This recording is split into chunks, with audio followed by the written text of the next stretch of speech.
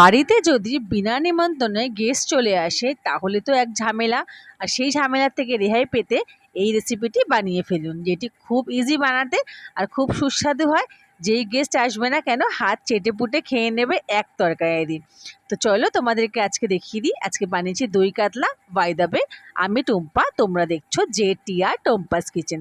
তো step by step তোমাদেরকে দেখিয়ে দেবো। তার আগে বলে দিই, এখানে আমি নিয়েছি 4 পিস কাতলা মাছ, যেটাকে আমি কিন্তু ভালো করে ধুয়ে নুন হলুদ মাখিয়ে নিচ্ছি। তো এই দেখো এই মাছগুলো নিয়ে নিচ্ছি। এখানে আমার কাছে বড় বড় 4 পিস কাতলা মাছ ছিল, ওই 4 পিস মাছ দিয়ে করে নেবো আজকে। তো ভালো করে প্রথমে নুন হলুদ মাখিয়ে নিচ্ছি। নুন হলুদ মাখিয়ে এটাকে আমি প্রায় 10 মিনিটের মতন ম্যারিনেশনে রেখে দেবো। এটা তোমরা না রাখলেও পারো, যদি তোমাদের হাতে টাইম না লাগে তাহলে তোমরা কিন্তু ম্যারিনেশন না করলেও হবে। তোমরা কিন্তু নুন হলুদ মাখিয়ে সঙ্গে সঙ্গে ভেজে নিতে পারো। তো আমি 10 মিনিট রেখে দিয়েছিলাম এটাকে। ততক্ষণে আমি এখানে কড়াইয়ের মধ্যে কিছুটা তেল দিয়ে দিয়েছি। তেলটা গরম হওয়া অবধি ওয়েট করেছি। আমি এটা ছোট্ট কড়াইতে রান্না করছি, তাই আমি দুটো স্টেপে মাছগুলোকে ভাজবো। তো প্রথম স্টেপে আমি দুটো মাছ ভেজে নিয়েছি। তো দেখতেই পাচ্ছ কড়াইটা খুব সুন্দর, ছোট্ট আর ভীষণ কিউট কড়াইটা। তাই ভাবলাম এই কড়াইটাতে রান্নাটা করি, তাহলে কিন্তু দেখতেও খুব সুন্দর লাগবে। তো দেখো প্রথম স্টেপের মাছটা আমার ভাজা হয়ে গেছে।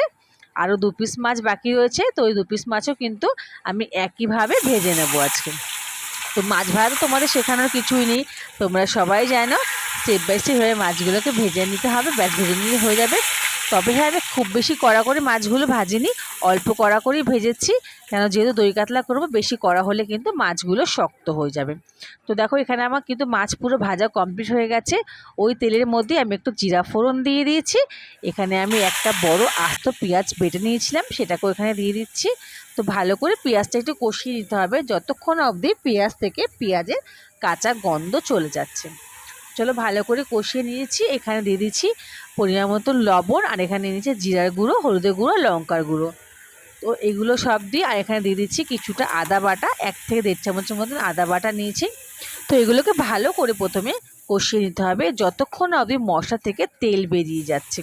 তো দেখতেই পাচ্ছ ভালো করে এখানে কষানো হয়ে গেছে। দিয়ে দিলাম এখানে অল্প একটু জল দিয়ে আবার কিন্তু আমি কিছুক্ষণের জন্য কষিয়ে নেব, যাতে এর থেকে কোনো রকম কোনো কাঁচা গন্ধ না বেরায়। তো এই দেখো আমার কিন্তু কষানোটা একদম কমপ্লিট হয়ে গেছে।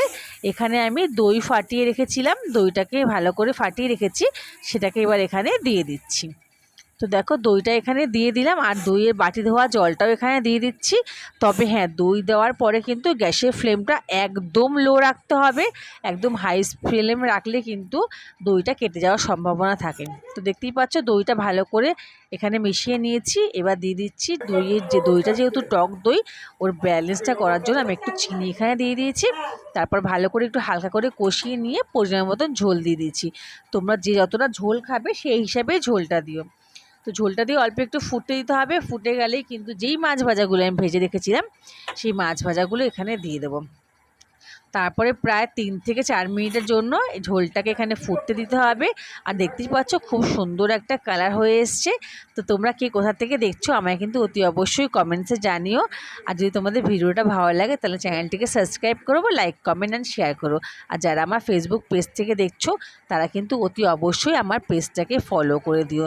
তো চলো আজকের মতন এখানেই শেষ করব। দেখা হচ্ছে তোমাদের সাথে নেক্সট ভিডিওতে। Tata, bye bye.